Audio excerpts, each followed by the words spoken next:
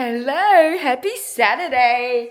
I love Saturdays because they're always so different, but I still have like the same routine. You know what I mean? I'm a routine kind of gal, but then Saturdays is still like different. It's still routine. That does not make sense, but it does in my head because I still get up at the same time. I still have my morning devo. So that's what I just finished up just then. I am a lone ranger. Last night, my honey bunny was off doing his FMX riding, and so I'm so weird. Okay, can anyone else? Okay, this is a quick story time. This is not what this vlog is about, but it's a quick story time. You guys know I love story time. It's why I love YouTube, because I can just tell the stories, without being cut off. You might think I'm a bit of a sook, but I used to be so independent, right? Like I literally lived in a van by myself, but with my dog, but by myself, right? No humans. There would be creepy people outside. There'd be people doing burnouts, like wherever I stayed, because I just stayed in like random forests and random parks and things like that in my van. And I was not scared at all, but that was pre-marriage. Now that I married Jordan and he's like this strong, big, tough man, and I just feel so safe with him all the time. Whenever he does go away, I'm like, anyway. Tilly. Okay, so here's the thing. At night times, you guys know what I'm like. I'm a very sensitive sleeper. So I have white noise on. I have my happy ears earplugs in, like pretty deep in my ears, which I know is probably not the best. But then I can't hear anything and I can go to sleep and it's all great. But the thing is, if there was a burglar or a robber or a murderer or someone come into my house, I wouldn't hear, which is just scary. And usually I have my husband sleeping next to me, but last night he was not here. So guess who came and stayed in the bedroom with me? Hey, Tilly, did you look after your mummy last night? So she's not actually allowed inside, and she's not an inside dog at all. Thank you so much. But I decided to bring her little bed up and sit it on my bedroom floor, and you came and slept in Mummy's bed, didn't you? Thank you so much. Not in Mummy's bed, but in Mummy's bedroom. Thank you for looking after me, you sweet pea. This is what I said to Jordan, because Jordan was like, babe, we live in such a good area. No one's ever gonna just break into our house. And there's like, what are they gonna do? Like, there's not that bad of people out there. But he doesn't understand. I grew up in low socioeconomic area. I know what kind of people are around, and I know it scares me, all right? Moral of the story is, I can't get to sleep if I don't know that I'm safe in my bedroom.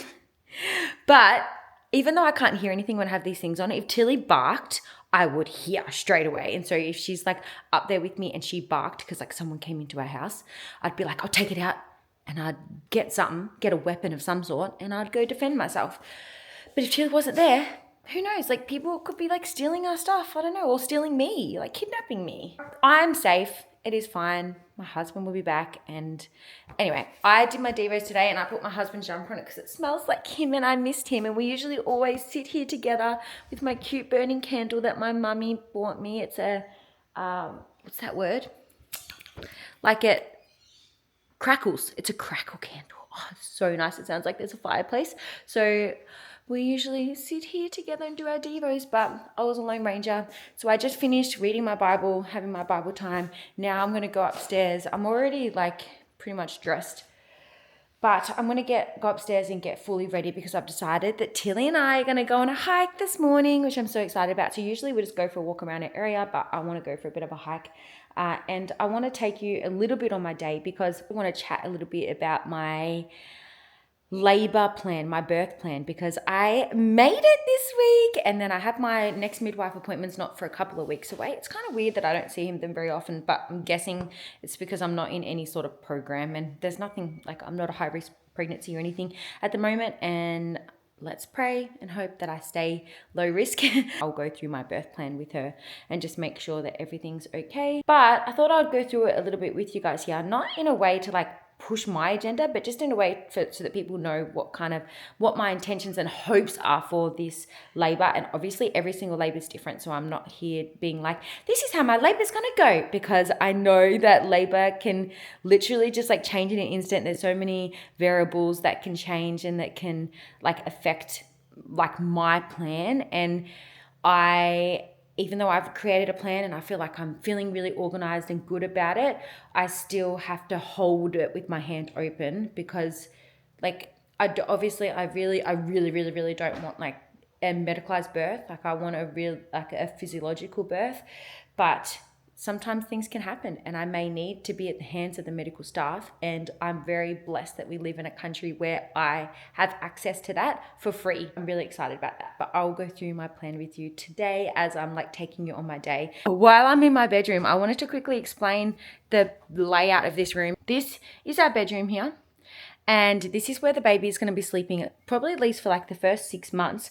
So I'm not going to, like, I've had some nursery kind of questions. I'm not doing like an actual nursery because I really don't see the point, because he's going to be in here with us and I may as well just keep the other spare bedroom at the moment. I'll give you a bit of a tour of the other bedroom, but our third bedroom. So our second bedroom set up for a guest room, which will be great because my parents are going to be staying here and maybe my sister will see. So she might have the other room, but we'll see what happens with it. But at the moment, all the baby stuff's shoved in there, but it's not going to be the way it is now. I got a new mirror from IKEA and I literally, hey guys, I literally love it, but I just haven't moved. I just want Jordan to move this. This is my old mirror. I don't like it. It like makes it's not a true reflection. I don't know if you know what I mean. Anyway, I'm a bit picky with my mirror, so I got a new one, but I'm going to move the old one out of the way. This desk is fully going to be moved. I've got a like chest of drawer kind of things here with like, that's a really good height, and that's going to go, when Jordan sets it up, that's going to go here, and I've got like a baby change mat that's going to be on top, and it has all the drawers, so that's where all the babies, I guess, like newborn and like 0 to 3 months kind of clothes will all go in there, and then the other clothes will just stay in the other room because he probably won't need it yet. It's like a cheap thing off Amazon, like that plays white noise and also has like a good light in it for nighttime that doesn't affect melatonin levels, but it's a really cheap one. And I just got an, how do you pronounce this, Nodi for like, because it's like apparently a really good brand, and I don't know about it though. I don't know my thoughts about it yet, so do not take this as a recommendation to get one, but like all mums rave about them. I still don't know. Anyway, nighttime, that helps me to sleep, and so does, oh, that's my book I read at nighttime, so do my little happy ears earplugs. Like that's what helps me to get to sleep. So good. I just got a new order from Willow by the Sea. So this is like the things I've been using. They've just like rebranded a little bit, so their packaging's a bit different, but this is the belly oil that I use every single morning and every single night. I also have their body butter, which I've used like half of this, and I put that on just like random midday. It just feels so nice on my belly. This is the face oil I've been also using every single day. It feels really nice on. I really like it. I just got some new products. So I got new products for my baby, which I'll be putting in onto that drawers that I was just talking about. So then there's also nipple balm. So that's for me. I might put that in my hospital bag as well, because I mean, you never know how long you're going to be staying in hospital. Hopefully not very long. You'll hear my birth plan soon. And then I also got a bottom balm for my little baby boy as well. And so that will go definitely onto my little drawers that I'm going to set up.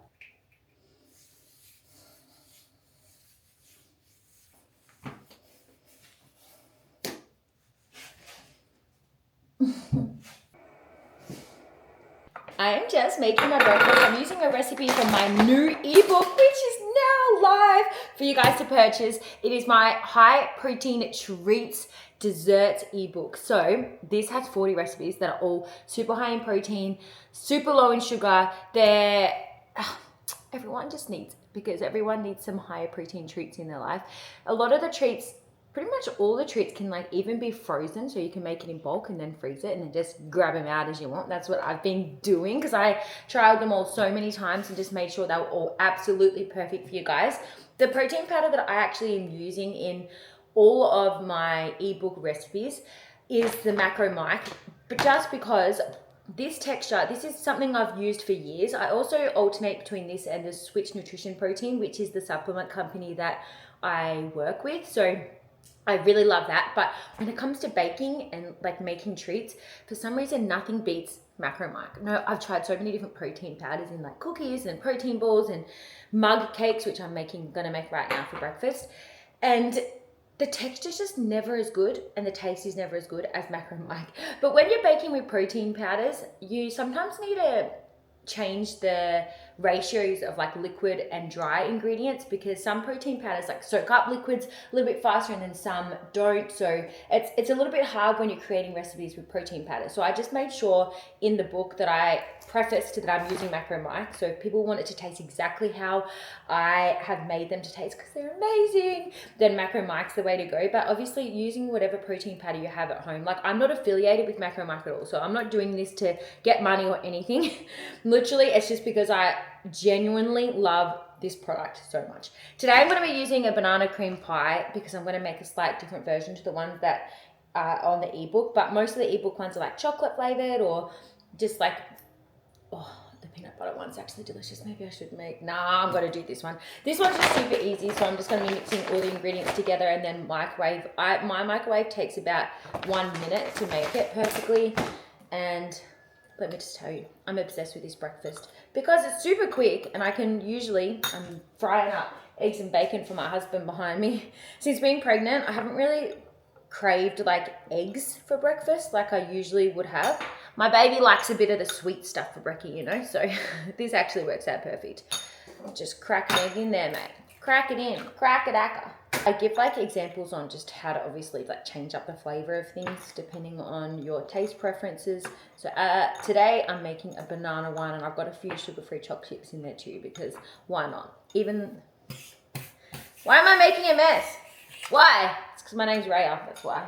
If you have bought my ebook already and you're wanting to make these mug cakes for breakfast or just as a snack, whatever, dessert, whatever, this is the texture that it should kind of look like in there before it goes in the microwave. So if you do need to add like a little bit more water or something, then go ahead. But the macros of this are fantastic. Fantastical. All right. I usually top it with some flavored protein yogurt, like vanilla or whatever, but I didn't have any. I just had plain. I'm not really a huge plain fan. I know some people just love like plain, I can't say that word probably, so don't mock me. Plain Greek yogurt on top of their foods. I'm just not that kind of gal. So I put a little tiny bit of caramel flavored protein in here. Salted caramel flavored protein. So let's see. Yeah, see, still a bit too plain for me. I'm a sweet tooth gal. Ooh, she's ready. See, she like puffs up nicely like a cake in there. I just want to show you like the texture when you get into there. Can you see that? It's just like an actual cake in the inside. It's just so good. I have all my supplements just in my little fish oil tablet thing. So I need my pre-vitamin every single day. I need my fish oil tablet, and I have a higher strength iron tablet to have every second day, so I don't have it every day. I'm not saying this is advice for you. I'm just saying what I have. This is what I have every morning with my breakfast.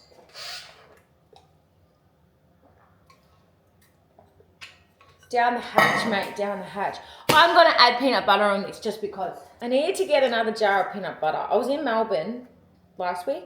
Was it last week? For a conference with my husband, and I went and got stuff for breakfast. And I was like, well, if I get a jar of peanut butter, I'm only gonna have like, what, a tablespoon or two the whole few days that I'm here. And what a waste. So I got this little sachet. I'm not a fan. Ooh, but I've got to use it before I buy another one, because, you know, I don't want to be wasteful. Anyway, got peanut butter and then top it with the yogurt. No, I've got no berries left. I need to go shopping today. Maybe I should go to a market. Titty, should we go to the market? Anyway, just gonna top my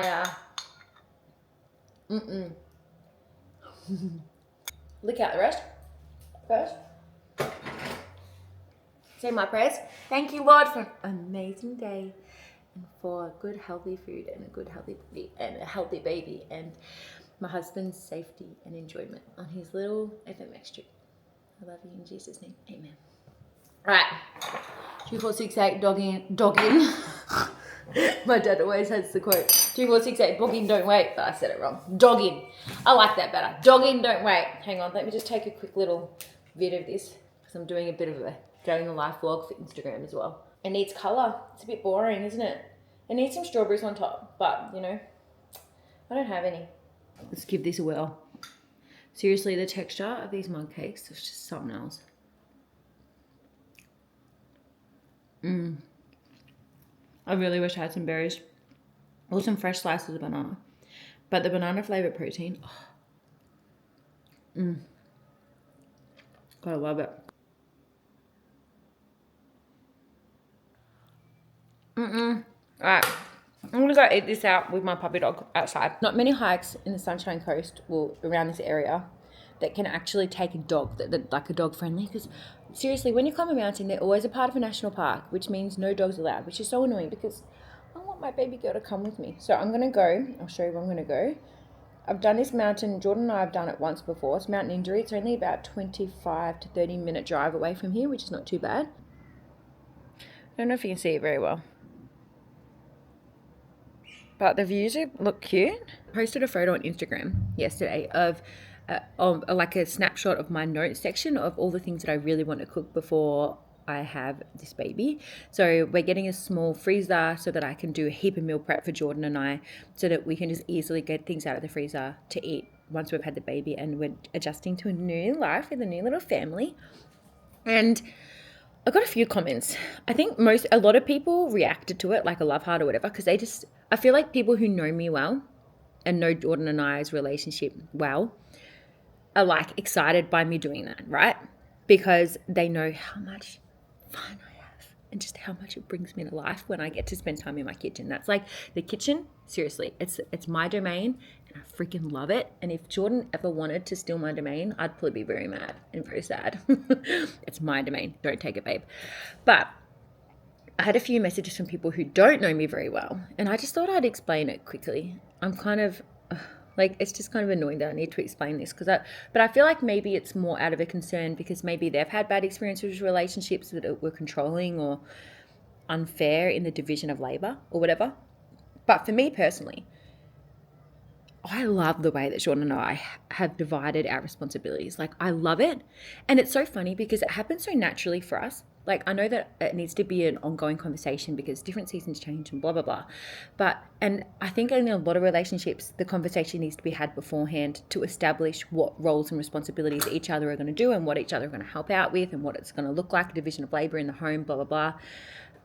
But Jordan and I kind of naturally just went towards the things that we love and that we're good at, that we're gifted in regards to labor, like different jobs. And I have no complaints. It's so funny because there's been a couple of times we've went and chatted on like date night and we've went through like a list of questions that we've seen on the internet or something that like, these are good date night kind of questions. And whenever division of labor comes up in our conversation, Jordan and I look at each other, we're like, oh yeah, are we happy with what each other are doing? And we're like, yep, all right, let's move on. Like, it's never a conversation that we really need to have. And I was just thinking about it just the other day, just a few days ago. My car went in for a service. Guess what? I didn't have to organize a single bloody thing, and it was amazing. Those kind of jobs take up space in my brain unnecessarily and cause stress and anxiety in my brain that don't need to be there because my husband loves doing things like that. So without me even saying like, hey babe, my car needs a service, like where should I take it, whatever, he literally checks my car. Oh babe, your car needs a service, I've just booked it in, I'll take you, we'll drop it off on this date at this time. I'm like, okay, cool, thank you so much. So I was driving out there the other day and I was following Jordan because he was obviously then going to take me home in his car, and I just kept thinking to myself, like, thank you God that I have a husband who loves to do these kinds of things, because I just don't. It's just not up my alley. I just don't like it. The other day, Jordan was out here mowing the lawn, and then he went and cleaned his car, and he was about to clean my car because his job, which I don't even like to have it like that because it's just what he naturally does. He loves cleaning cars. That's his like debrief kind of time. I think it's really good for him mentally, and he just loves it. He loves cleaning cars. He loves the satisfaction of seeing like a super clean interior and exterior, and just he loves all the different products. I hate cleaning cars. Like, I used to take it to like Mr. Magic Car Wash in Warrnambool. If you're from Warrnambool, you know. It was my least favorite job ever. I really just don't like it, and now I don't have to wash my car. But I was just thinking the other day, Jordan did all the lawns, went and washed his car because his car was out the front already, moved his car, and then we had to go somewhere. can't remember where. And he said to me, oh, so sorry, babe. I didn't get to end up cleaning your car. I'm really sorry. I don't even know when I'll be able to have time to do it because like I'm pretty busy over the next few days. And then he obviously was going away on his FMX thing last night. So here I was being like, there's no madness, there's no bitterness. I don't care that he didn't clean my car. Like, I can clean it. So guess what? The other day, I went and cleaned my car and it was really fun. I've actually really enjoyed it. But the fact that I don't have to do it all the time is so nice. Like, I can't remember the last time I cleaned my car before then because Jordan just always does it. And I'm just so grateful. So when it comes to division of labor, I feel like we've really nailed it in this current season of our lives of the things that we like to do. And guess what? I love to cook. I got a few messages from different people who obviously don't know me very well or don't know Jordan and I's dynamic very well, questioning why Jordan, my husband, wouldn't just cook for me and him once I'm caring for the baby.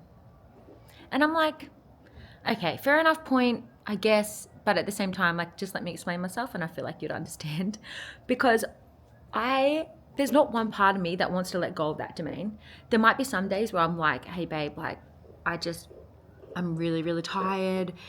Our baby's like really sick or clingy or whatever. Can you please cook dinner? And guess what? 100% he would jump in straight away and cook dinner. There's not once that he would complain because he'd be like, oh, Ray needs my help and I'm more than capable to cook a meal. Let me go in the kitchen and cook a meal. But the thing is, when possible, I want to do it. It's my thing. It's my place. It's my domain. I love it. And Jordan knows this. It's not necessarily that he wouldn't ever offer. It's just if I asked, it's just he wouldn't think of it because he knows I love it. So he probably wouldn't want to rob me of the opportunity to do it. But if I was to ask him, guess what? He would say yes straight away. And that's what I love about our relationship is that we have our own little jobs that we do, but we're also so willing to jump in and help each other out with the normal jobs that the other person does when necessary. And with no complaints, no bitterness, no arguments about it, nothing. I love being in control of the food in this house. That's my gifting. It's why I'm here in this world is to like bring health into people's lives. And obviously food and nutrition is a way to do that. And I love it. I feel purposeful.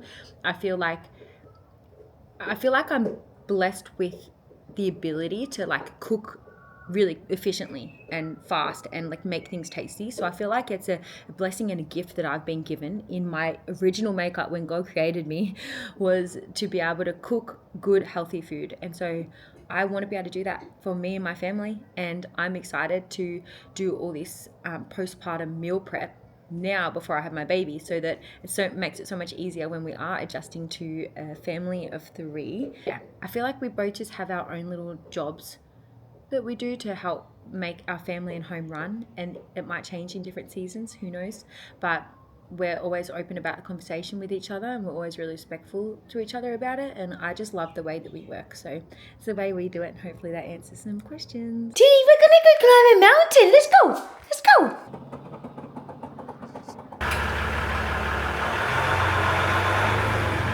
We just made it, Tilly. Are we gonna go for a walk, baby girl?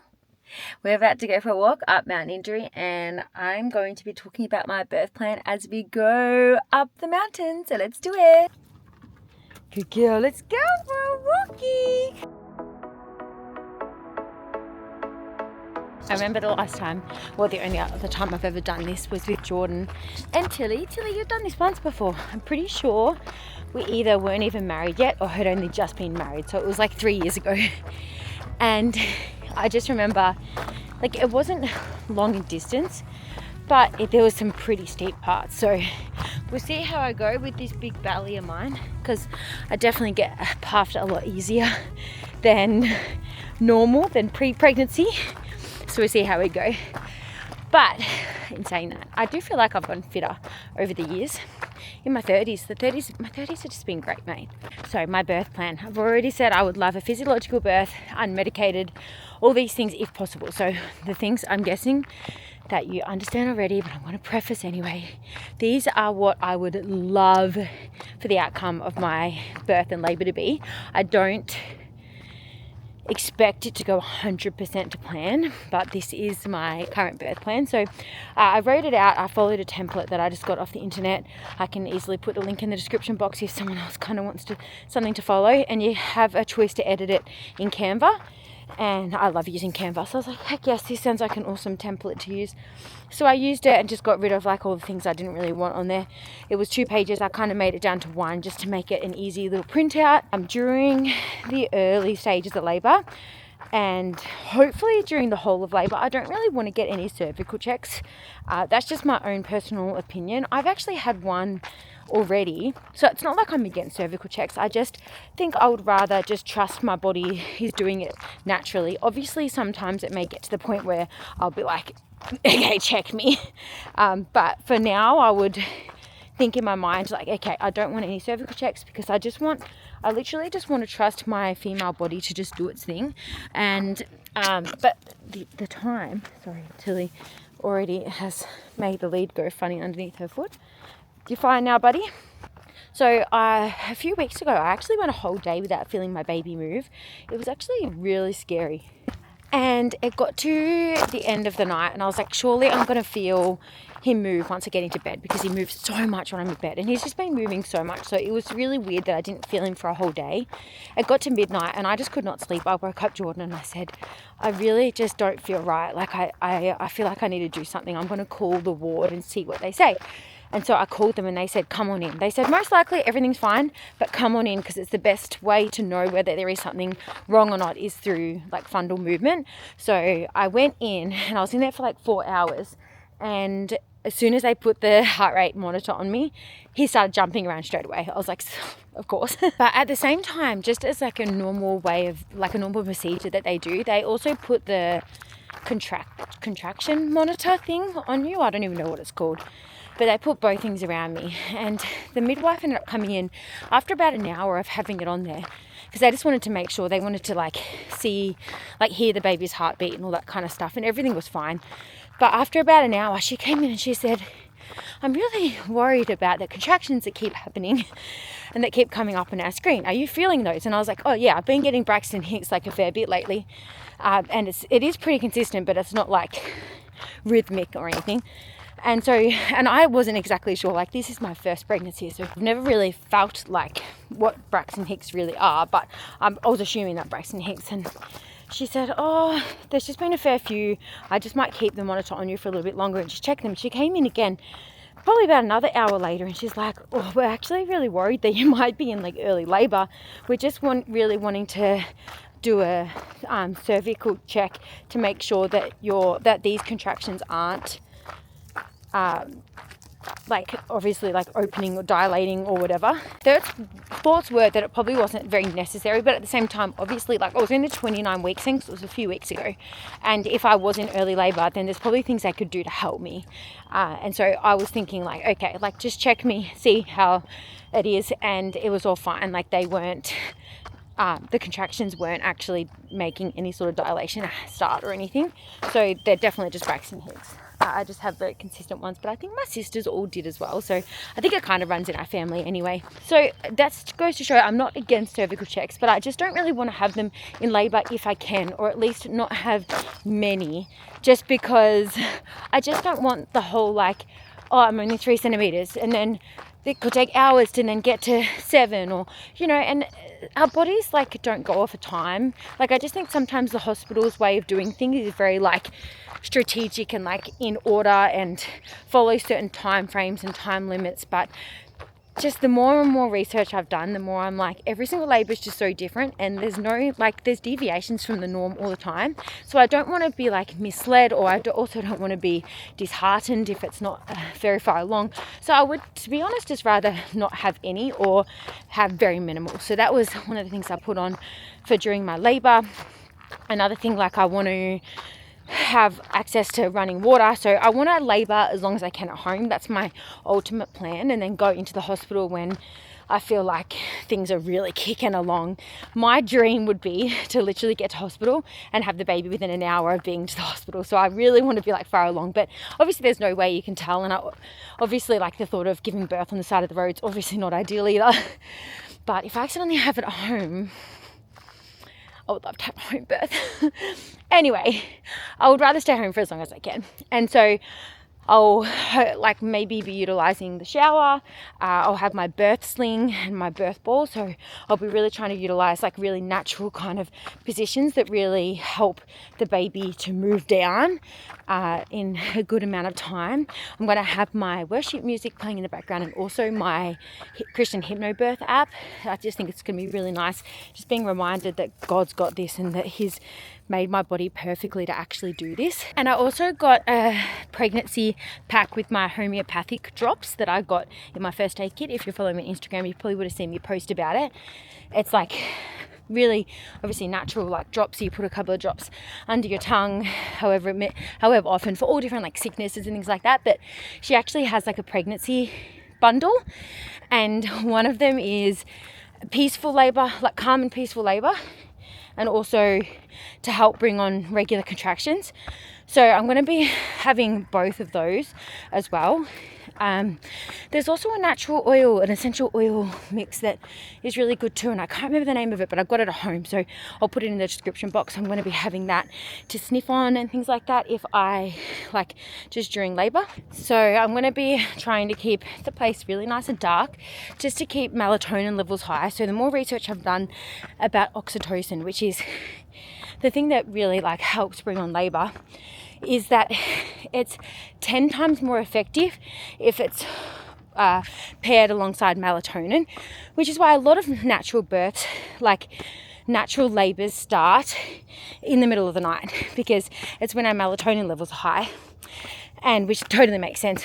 Like with things like inductions and things like that, obviously they're usually done in the daytime when there's hospital staff on to do it, so that's not necessarily paired with melatonin. But I really like, just regarding induction, like I'm going to do whatever I can to avoid that as well. I just would love to go into labor naturally and just have all my hormones and everything working to my benefit and working on my side, rather than trying to do it all without the natural makeup, the natural way of doing things. I'm really puffed right now. Tilly, are you having fun? Tilly's not puffed. Definitely not getting sick of my voice, the way I'm breathing yet. If you've been pregnant before, you probably understand. If you know, you know. I'm going to try and keep my house and my room as dark as possible. When I'm ready to go into hospital, depending on what time of the day it is, then I'm really hoping that if it's like too bright with like all different lights and stuff like that, that I can actually have my eye mask thing there to actually help keep out a lot of the dark. And if it's too noisy, hello. Hey, morning. Morning. If it's too noisy when I go into the hospital, I might also have my earplugs handy to chuck them into, just to kind of stay in the zone, or just have my my AirPods in, listening to my music, just to try and really stay in the zone. Because obviously going like the transition from home to hospital can slow things down a lot, just because obviously you're getting out of the zone. So I'll try and stay in the zone as much as I can. So regarding the labour part of it, I would love to have a water birth, like the actual birth side of it. I would love to have a water birth. I think it would be amazing. Obviously you never know until you go to get in it. It might not be for me, who knows, but the idea of having a water birth really excites me. Less chance of tearing, and like a natural pain relief hot water is. So I'm just hoping that I feel really comfortable in the bath. I'd love to give birth like leaning over the side of the bath, but wait and see, whatever feels comfortable at the time. I'm just going to really trust my motherly instincts.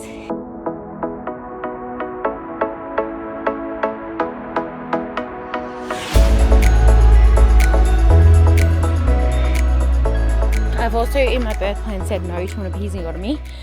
If I'm going to tear, I'd rather just tear naturally. Like, even though it can end up being worse, there's just something about the idea of them cutting me. It's just not ideal in my head. So I've said no to an episiotomy. I've obviously, as I said, said no to an induction and a C-section, but you know, I've written in there, if something happens and it's an emergency, I would love to have all my options explained to me. So I just think a lot of the times the hospital staff can have it in their mind what they think's best, but like also just having faith and trust in me as the mother with my motherly instinct, I think is a huge part of it all. And it's really important to me to be able to have a say and to be able to have a choice. So I have written in there, instead of just saying like, we need to get you in to have a C-section, emergency C-section, just let me know like the other options that we could take so that I can make the choice, like Jordan and I can make the choice. So that's what I've written in there as well. For post-birth, having super delayed cord clamping, so I would rather them wait a very long time to cut the cord, which would, like, I just think that's really important to me. Also immediate skin to skin, even if they're having trouble keeping their temperature. I just think there's something beautiful about them still having skin to skin, like even if it's just 5 minutes or so, but obviously I'd rather a super long time. I've also said for them, instead of asking me for oxytocin, like if they can give me the pretend oxytocin, what's that called again? I can't remember what it's called, but whatever they can give you to help you get the placenta out, I want to see if my body can just go into labour again naturally with that. So obviously if it gets to the point where I'm like, I'm too exhausted or I want it out, then I might say for them to give me the, are you okay? What was that? I might ask for them to give me some of the pretend oxytocin shot or whatever, just to speed things up a little bit. But I've said to not just offer it to me, like let me ask. There's some things like that people might not like that I'm about to say, but this is like, again, my choice and also my husband's choice, and we've talked about it all together, and it's actually what both of us wanted separately anyway, so together as a team it's what we've decided on, and that is no to the vitamin K shot. Again, as I said, I know that this is a heavy debate right now, so we've said no to that, and also I don't want any vaccinations. So for me or my baby, kindly declined all those as well. So yeah, I think that that's pretty much what my birth plan consists of. If you feel like there's things I've forgotten about that you think I might want to add in, can you please tell me? Because obviously this is my first baby and I've been doing a lot of research, but I still feel like there's still lots of things that I'm not aware of and that people with previous experience might be able to like fill me in on some stuff. So please let me know if there's certain things that you feel like I missed. I'd love to hear about it. But as I get up this mountain, I'm going to show you the views up the top. I'm super excited.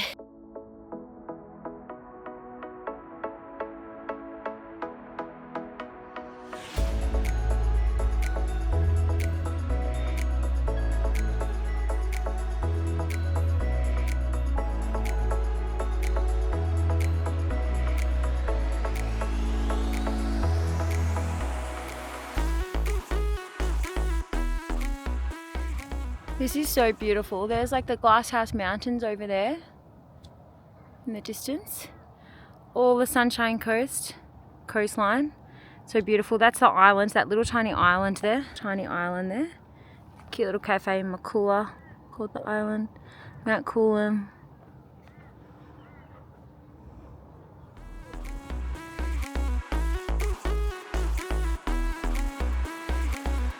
We made it to the bottom, didn't we, Tilly? We're all down the bottom, almost back at the car. Thank you so much for watching today. If you have any questions, please let me know. If you have anything that you want me to talk about in like another episode, also leave a comment and let me know. And make sure you do subscribe to my channel because I'm now 32 weeks pregnant, and so I've still got another however many weeks left of this pregnancy, which I'll be sharing things each week, whether that's workouts, recipes, chats, answering questions, things like that. So make sure that you're following that so that you do get notifications whenever I post. But otherwise, like this video because it really does support my channel, and we shall see you next time. Wait with Tilly.